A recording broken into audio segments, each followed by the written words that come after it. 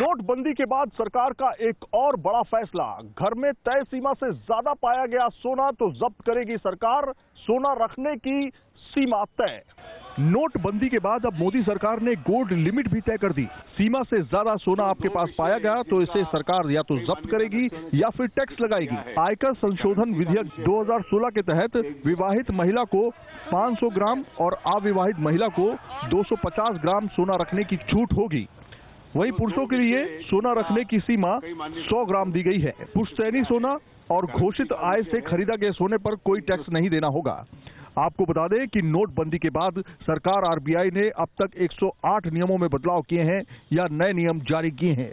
नोटबंदी के surgical operation के बाद सरकार मानती है कि नियमों में बड़ा बदलाव लगातार इसलिए किया जा रहा है क्योंकि लोग काले धन को छुपाने के लिए अलग अलग तरीकों का इस्तेमाल कर रहे हैं।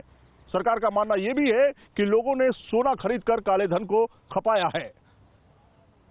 वीडियो जर्नलिस्ट पवन तिवारी के साथ सैयद आमिर हुसैन, न्यूज नेशन, दिल्ली।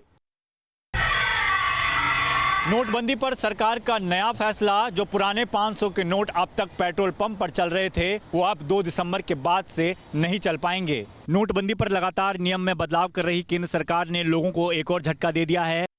500 के पुराने नोट अब 2 दिसंबर तक ही आप पेट्रोल पंप पर चला पाएंगे। इसके अलावा इन नोटों से एयरलाइन टिकट भी कल तक ही खरीदे जा सकेंगे। इससे पहले केंद्र सरकार ने तय किया था कि पेट्रोल पंप और दूसरी जरूरी जगहों पर 500 के नोट 15 दिसंबर तक चलाए जा सकेंगे, लेकिन सरकार ने अब 2 हफ्ते पहले ही इन पर रोक लगाने का आदेश जारी कर दिया है। हालांकि इसके अलावा पुराने आदेश के अनुसार 500 के नोट बाकी जगहों पर 15 दिसंबर तक चलते रहेंगे, जिनमें सरकारी अस्पताल, मेडिकल स्टोर, बिजली के बिल और स्टेट ट्रांसपोर्ट कॉर्पोरेशन की बसेस के टिकट शामिल हैं। सरकार के इस नए फैसले ने उन लोगों की मुसीबत थोड़ी जरूर बढ़ा दी है जो लोग बैंकों और एटीएम के बाहर कैश निकालने को लेकर कतारों में खड़े हैं। लेकिन सरकार की माने तो पहले के मुकाबले अब लोगों के पास पर्याप्त कैश है, इसलिए परेशानी कम होगी। वीडियो जर्नलिस्ट सत्यरंजन राउतरे के साथ दीपक सिंह रावत, न्यूज नेशन, दिल्ली। गुरुवार को भी संसद के दोनों सदनों में नोटबंदी पर जमकर हंगामा जारी रहा। राज्यसभा में प्रधानमंत्री नरेंद्र मोदी की मौजूदगी के बावजूद विपक्ष उनसे माफी की मांग पर अड़ा रहा। सभी विरोधी पार्टियां एक सुर में प्रधानमंत्री से सदन में आने की मांग कर रही थीं। राज्यसभा में प्रधानमंत्री आए, लेकिन विरोधी पार्टियों ने जमकर हंगामा शुरू कर दिया, जिससे सदन की कार्रवाई पूरे दिन के लिए स्थगित करनी पड़ी। विपक्ष के इस रवैये पर सरकार ने ऐतराज जताते हुए कहा कि कांग्रेस और विरोधी पार्टियां एक्सपोज हो गई हैं, अब उनके पास चर्चा के लिए कोई मुद्दा नहीं है, इसलिए वो चर्चा से भाग रही हैं। माफी तो कांग्रेस को अपने उस कलंक के लिए माफी मांगनी होगी, उस कलंक के लिए माफी मांगनी होगी जिस कलंक के चलते कि देश का गरीब, देश का कमजोर तबका, देश का किसान आज बदहाली में है, आज वो खुशहाल होने जा रहा है तो आपको दर्द हो रहा है। संसद का शीतकालीन सत्र जब से शुरू हुआ है तब से लेकर अब तक एक भी दिन संसद की कार्रवाई सुचारू रूप से नहीं चल पाई है। वीडियो जर्नलिस्ट सुभाष चंद के साथ Ravikant Rai, news nation, Delhi. Mohali police ने 2000 के नकली नोट छापने वाले 2 भाई बहन को गिरफ्तार किया है, जिनसे 42 लाख रुपए के नकली नोट बरामद किए गए हैं। पंजाब के मोहाली के सुहाना इलाके से ऑडी कार में बरामद किए गए 42 लाख रुपए के 2000 रुपए के नकली नोट के मामले में पुलिस की तफ्तीश में सामने आया है कि यह नकली नोट छापने का रैकेट बीटेक पास अभिनव वर्मा और उसकी बहन जो कि MBA है विशाखा वर्मा, ये दोनों मिलकर चला रहे थे। इन दोनों ने पहले मस्ती में अपने कंप्यूटर से 2000 के असली नोट स्कैन करके उसकी नकल तैयार की और जब भी नकली नोट बाजार में चल गया तो उसके बाद इन दोनों के हौसले बढ़ गए और अब करीब 3 करोड़ रुपए के 2000 के नकली नोट पंजाब, हरियाणा और चंडीगढ़ के बाजारों में चला चुके थे। इन दोनों भाई बहन के पकड़े जाने के बाद आरबीआई का वो भी दावा झूठा साबित हो गया है जिसमें उन्होंने कहा था कि नए 2000 के नोट की नकल नहीं हो सकती। कैमरामैन सरवन के साथ सलील खन्ना, न्यूज नेशन, मोहाली। ममता की फ्लाइट में देरी पर संसद के दोनों ही सदनों में हंगामा। पार्टी नेताओं ने पश्चिम बंगाल की मुख्यमंत्री को मारने की साजिश का आरोप लगाया। फ्लाइट लैंडिंग के मुद्दे पर विपक्ष ने सरकार को घेरने की भरपूर कोशिश की। मामला संसद के दोनों सदनों में उठा, जिसके बाद संसद की कार्रवाई भी कई बार बाधित हुई। तृणमूल कांग्रेस ने सीधा आरोप लगाया कि ममता बनर्जी की जान लेने की कोशिश की जा रही है।